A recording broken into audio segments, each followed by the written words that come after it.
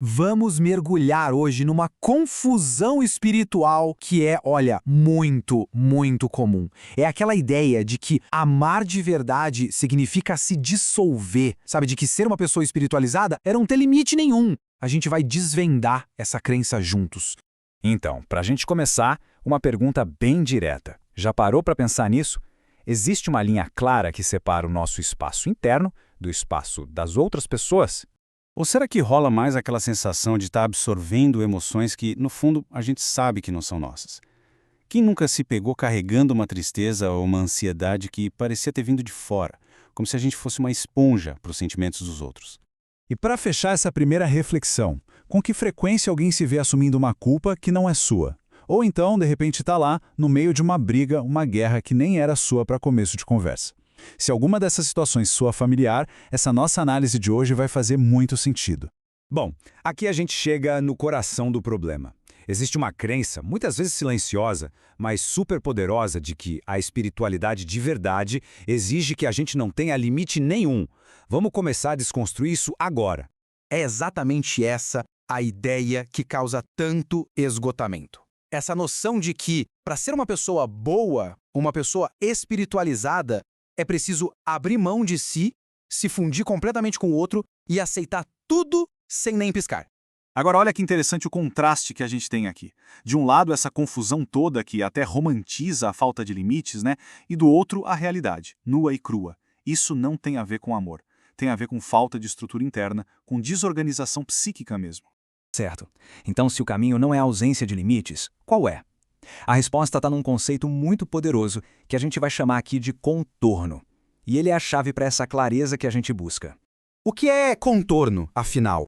É essa capacidade de discernir. Não é um muro, não é uma barreira física, é uma clareza mental, emocional, é aquela habilidade de olhar para uma situação e saber direitinho, ok, isso aqui é meu para carregar, e isso aqui não é.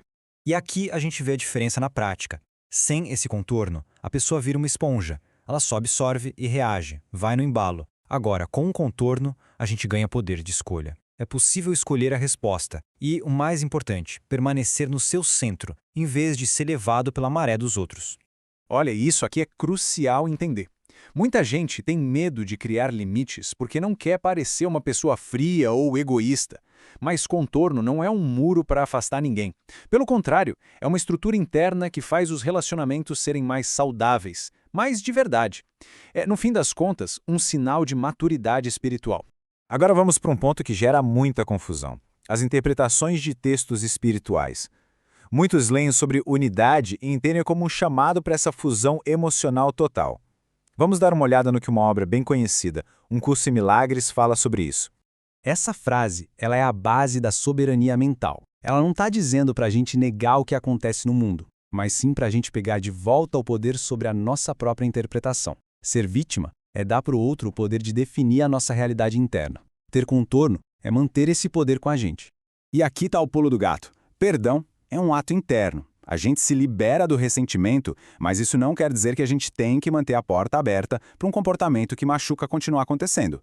É totalmente possível perdoar e, ao mesmo tempo, colocar um limite bem firme. Esse slide deixa tudo bem claro.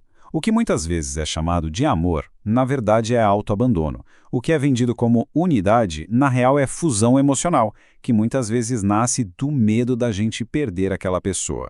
O amor de verdade, a unidade de verdade, não exige que a gente desapareça. Mas por que essa falta de contorno cansa tanto? Um dos grandes motivos é o mecanismo psicológico que todo mundo conhece, a projeção. É por aí que a nossa energia vital vai embora, é drenada. E o processo é até que simples, né? O ego, para não ter que lidar com as próprias sombras, com aquilo que ele não gosta em si mesmo, ele joga para fora. Ele aponta o dedo, acha um culpado e, pronto, transfere o peso da responsabilidade dele para outra pessoa. E aí, sem o tal do contorno, a pessoa vira o alvo perfeito para essa projeção. Ela acaba carregando malas que não são suas, vivendo uma história que foi escrita por outra pessoa. E o resultado disso? Esgotamento total, perda de si mesmo.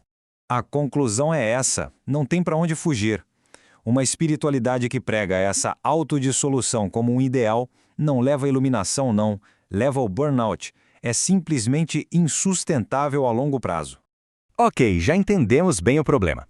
Agora, vamos focar na solução. A verdadeira força interior não vem de criar defesas, mas sim de assumir a responsabilidade pela nossa própria mente.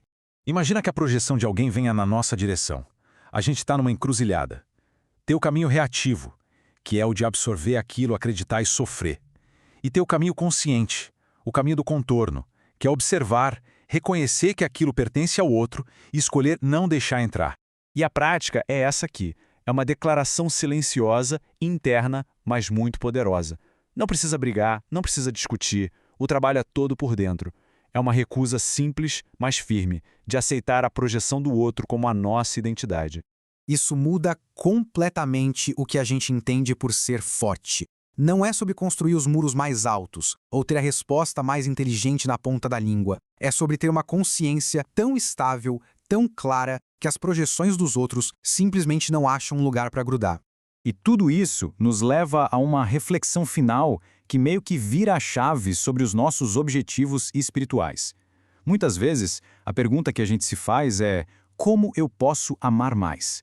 Mas talvez a pergunta mais madura, mais curativa seja outra. Eu sei me amar enquanto amo outra pessoa? É possível manter o amor e o respeito por si mesmo no processo de amar alguém? Porque um amor que exige que a gente desapareça, bom, isso não é amor, é outra coisa. E para fechar, fica essa ideia final. Colocar limites não é um ato de rejeitar o outro, é um ato de reivindicar a si, de tomar posse da própria energia, da própria paz. Não é egoísmo, de jeito nenhum. É soberania pessoal.